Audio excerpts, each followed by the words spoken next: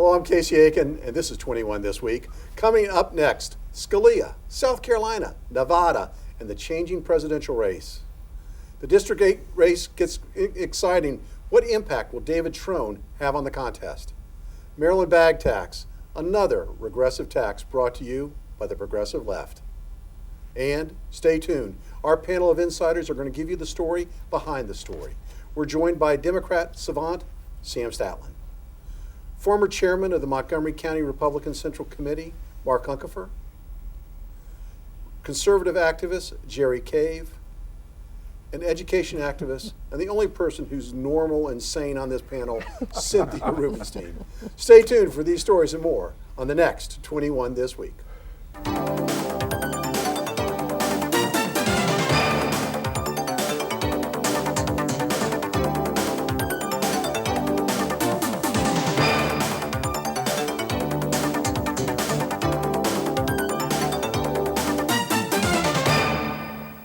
Preparing for the show this evening was as difficult as any that I've ever had to prepare for.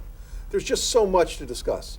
Local issues, state issues, and of course, politics.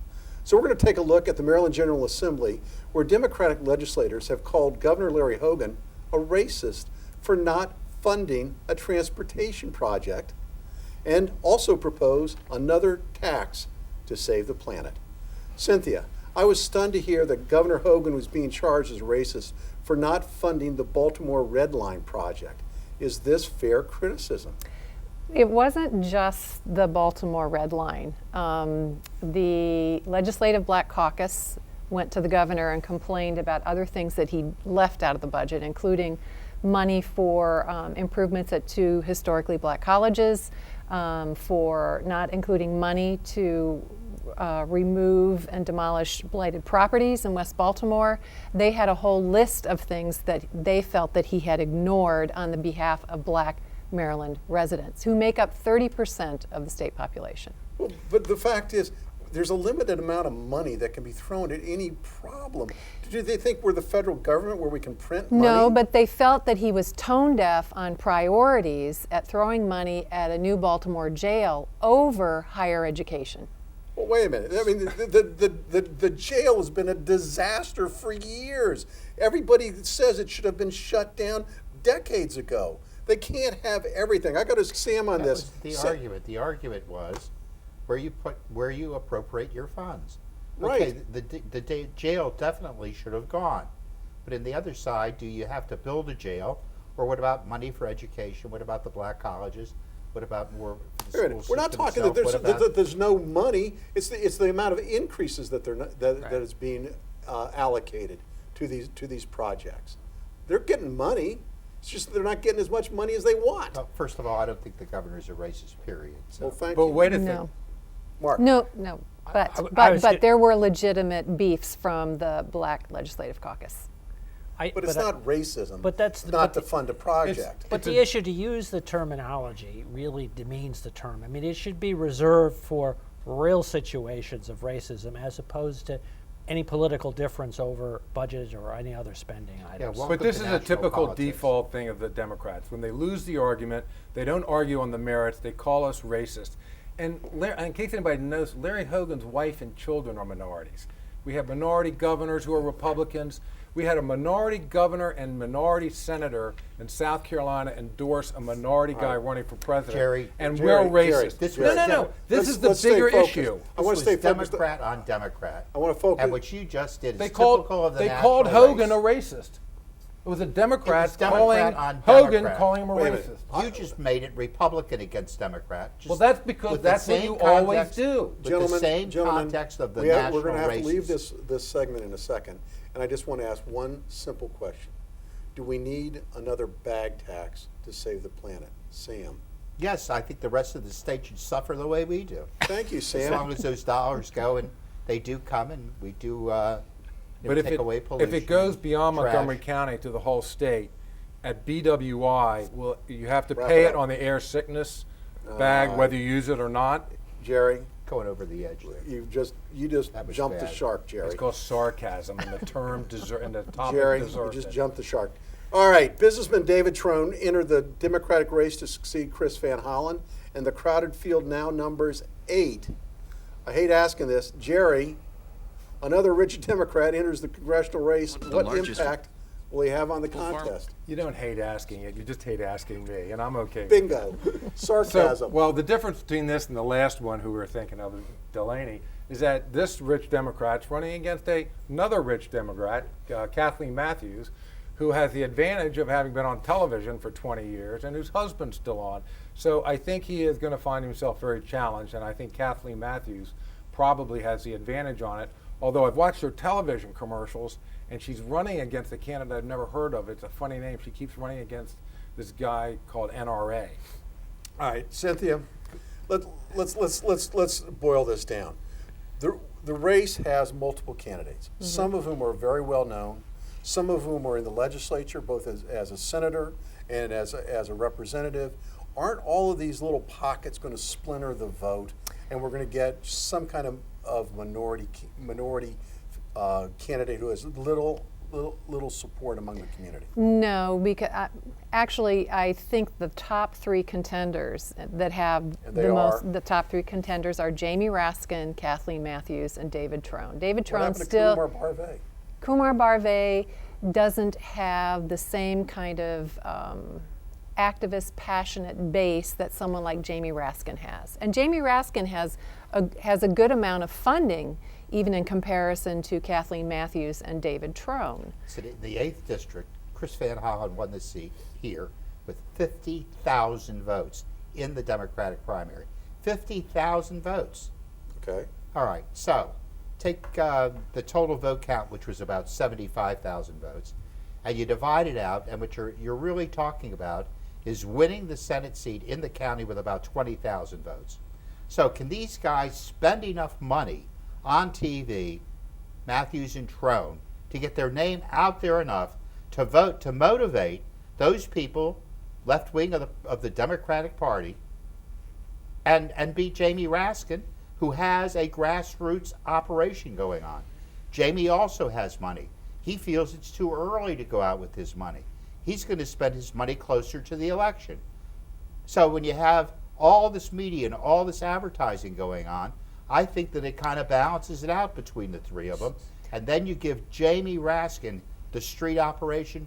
Jamie Raskin wins the Senate. And the problem. What about Wins the Anna Sol race. Gutierrez? Anna Is she Sol out is of the my race? dark horse because for the first time in history, she actually borrowed or lent the campaign $60,000 of her own money.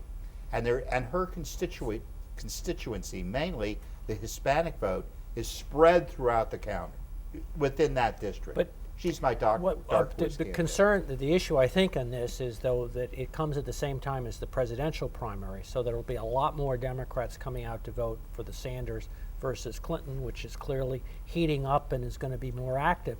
So there will be a lot of people voting for whom the congressional race is essentially an afterthought. Yes, but in the primary, I believe that the presidential vote was 75,000 votes.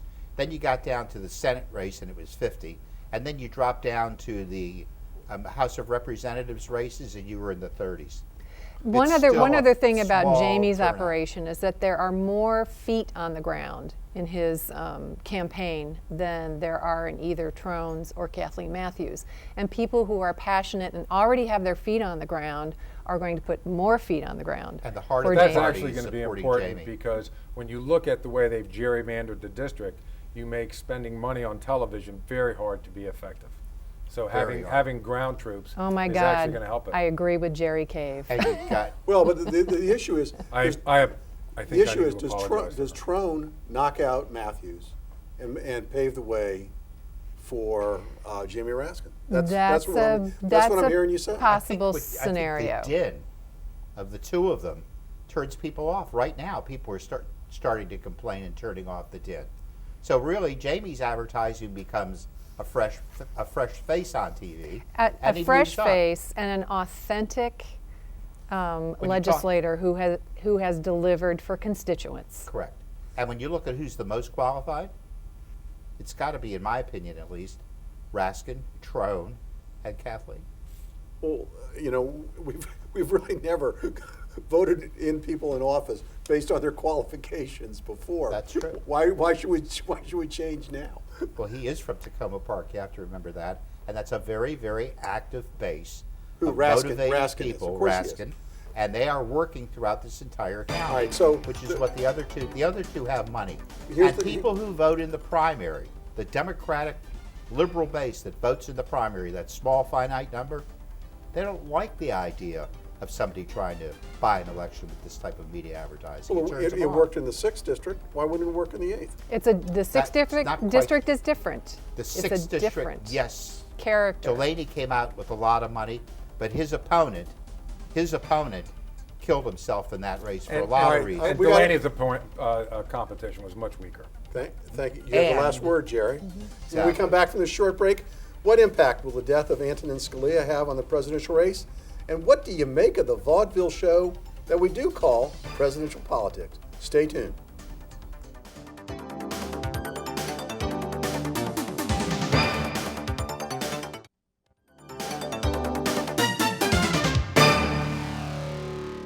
And welcome back. The untimely and unexpected death of Justice Antonin Scalia has sent an earthquake through the presidential race and through politics throughout Washington, D.C. by itself. You have the Senate the Senate Majority Leader issuing proclamations immediately after Scalia's death that under no circumstance will they entertain a nominee from the President of the United States. You have the President of the United States saying that the Constitution gives him the authority to nominate, and the Senate ought to do their job and to advise and consent and vote. So where is it? Where is this? Where are we going to? What are we going to see for the next 6 months? And what impact will it have on the presidential race? Mark. We've had a long stand. It's enjoyable to watch everybody to reverse their position from when the tables were turned before. So 8 years ago, the president was in exactly the same position in the Senate, and he filibustered a nominee that went through. Actually, it was 9 years ago. Historically, we have not nominated and confirmed a Supreme Court nominee in the final year of presidential term, and that goes back many, many, many elections.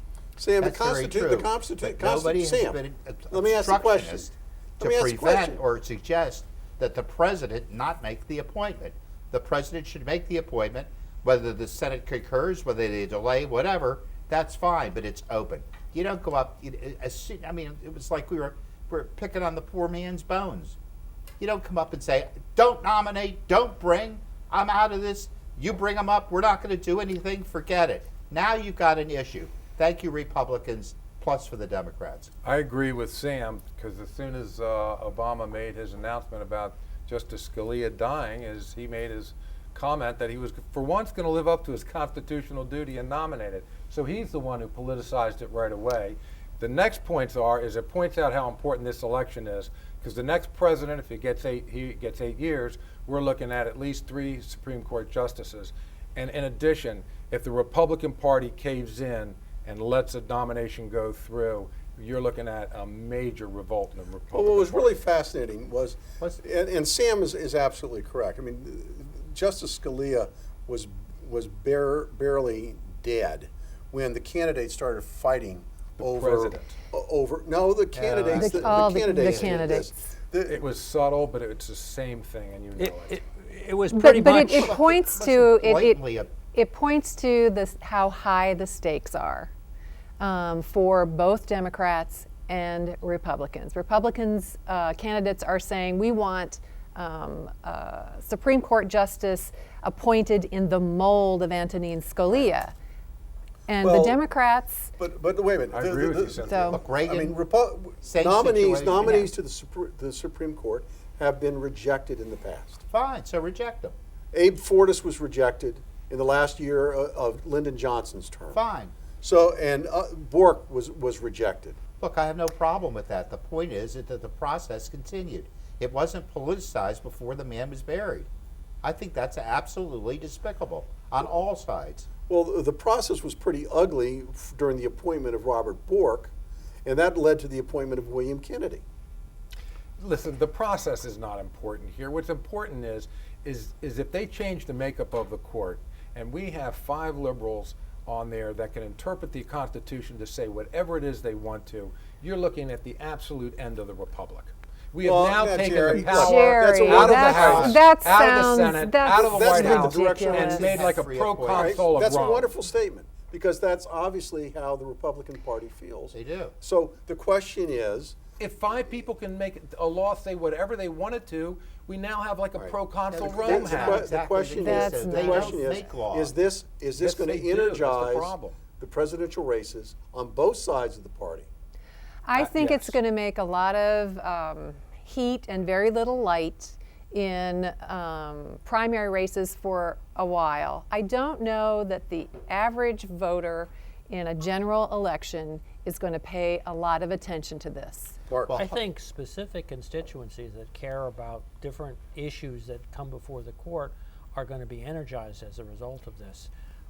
Obviously, the guns are one of those issues where Second Amendment rights drives a significant number of votes, and there are others who wanted to make Sam, changes. wrap it up. Remember this They'll be discussion when motivated. President Nixon had 3 appointments to make before he was elected. Did anybody talk about the nominations? Did anybody say he's going to change the direction of the court?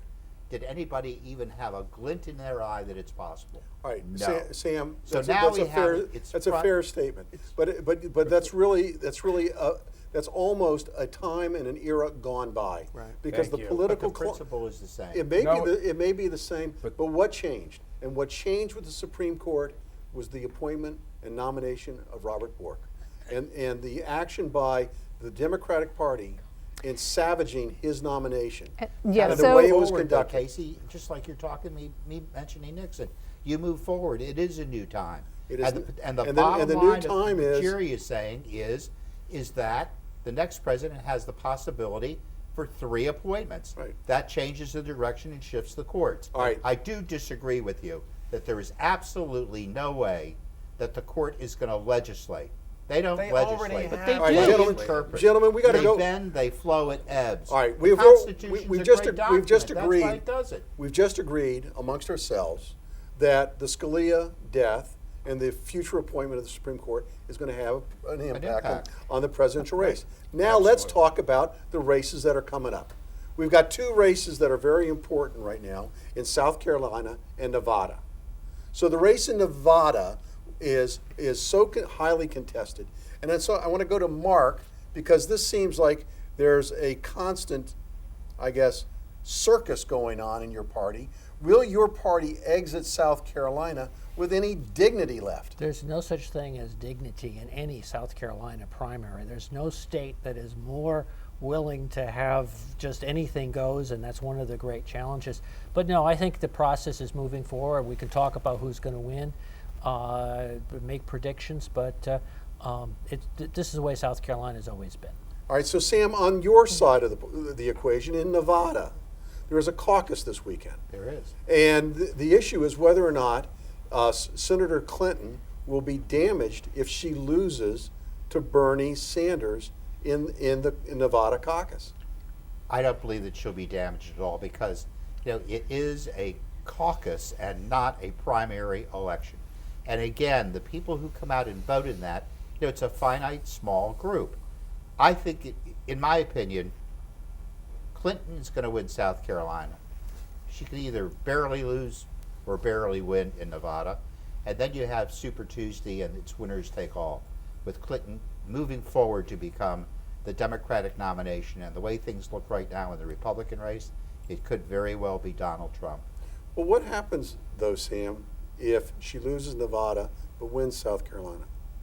I don't think it makes a difference. I don't think Nevada has that great an impact. I think I mean, Hillary what do you Clinton make- is, I want to ask Cynthia. Cynthia, what do you make of the fact that Senator Harry Reid has not come out and endorsed Senator Clinton? I don't know that if I were either of those candidates that I would embrace an endorsement from Harry Reid, because he is not the most popular Democrat. But I wanted to say one more thing about the caucus system in Nevada, that they've only had it since around 2008. And so those people who caucus are going to be those people who are much more politically sophisticated, and that would tend to be those who are Hillary Clinton supporters, because Bernie supporters are new and unfamiliar. but the But they're Nevada highly caucus, motivated. yeah, Highly motivated, but they don't know the caucus system, The where ne- to go, how to do it. Mark, Where to Nevada be. caucus system allows for same-day registration.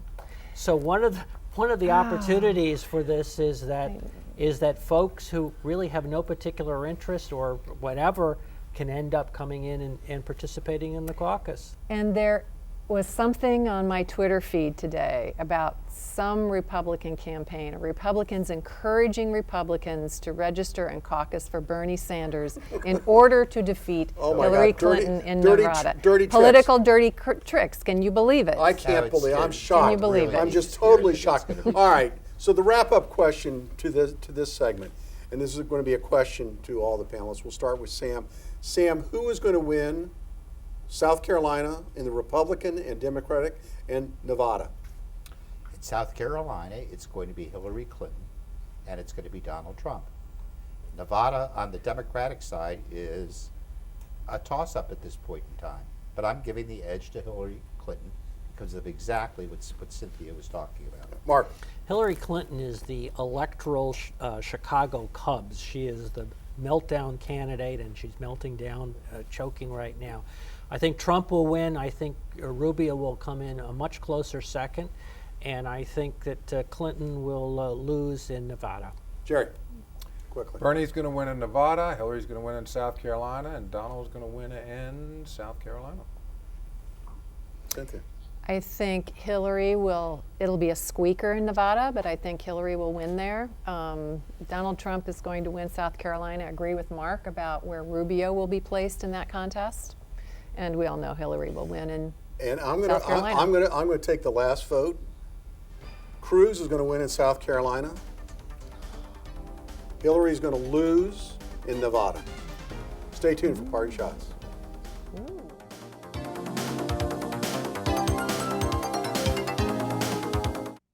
And now with Party Shots, Sam Statland. I really don't have a party shot, but I would like to say that I'm very, very excited about this First time in wonderful election that we're having, because it really puts emphasis on the Supreme Court. Like it, don't like it, you've got to pay attention to the Supreme Court. It will change the direction of this country for the next 40 years.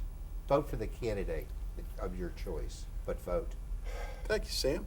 Mark Uncapher, your parting shot. Well, if we didn't already know that Washington Metro is in deep trouble, we found out this month that they've hired the expert who handled the Detroit City bankruptcy, Kevin Orr, to become a, quote, special advisor to the general manager. I think if ever there was kind of an indication, if we didn't know already from waiting on the red line, Metro is in real trouble, and we need to be paying more attention to it. Thank you. Jerry Cave, your parting shot. Presidential speed jeopardy. The best choice to turn the economy around? Who turned $1 million into $4 billion? The best choice to serve the people and not the donors? Who does not have any donors? And the best choice to rebuild America's roads and bridges? Who's the builder? And the best choice to negotiate with Congress and trade deal? Who wrote the book on negotiation? And now you know why in November the American people will pick Trump and not the chump. Thank you, Jerry. Cynthia Rubenstein, your parting shot. I hardly know where to start after that one, but I am not going to give any more airtime to someone whose initials are DT. I would like to talk about a fact I learned this week reading Bethesda magazine about the top 15 highest paid employees in Montgomery County, who include at number 1, Timothy Firestein, who is the Chief Administrative Officer, and Ike Leggett is only 42nd on that list. Very interesting list of salaries. So are they overpaid or is Ike underpaid? I think Ike is underpaid. Fire and rescue, many positions in fire and rescue who are very highly paid in Montgomery County. Thank you, Cynthia. Because of overtime. Because of overtime. I'm going to agree with my fellow panelist, the savant from Silver Spring, Sam Statland, and the importance of this election and the importance of the Supreme Court, and what the role it'll play in the election this coming cycle. The drama that is going to occur on the House, on the Senate side, with will they or won't they nominate, will they or won't they consider, will they or won't they vote, is going to absorb pundits for the next 6 months. And of course, the candidates themselves will be duking it out. And Ted Cruz because he clerked for Supreme Court Justice Rehnquist, and because he's argued 5 cases before the Supreme Court, is going to be the popular choice of many Republicans. I want to thank the panel for being here. I want to thank the audience for tuning in each and every week to Montgomery County's hardest hitting political talk show. And remember, you can follow us on Facebook, you can like us on Facebook, follow us on Twitter, and watch us on YouTube. You know, one of these days, I'll get an iPhone. You do this every time. I know, one of these days, I'll get an iPhone. For 21 this week, I'm Casey Aiken.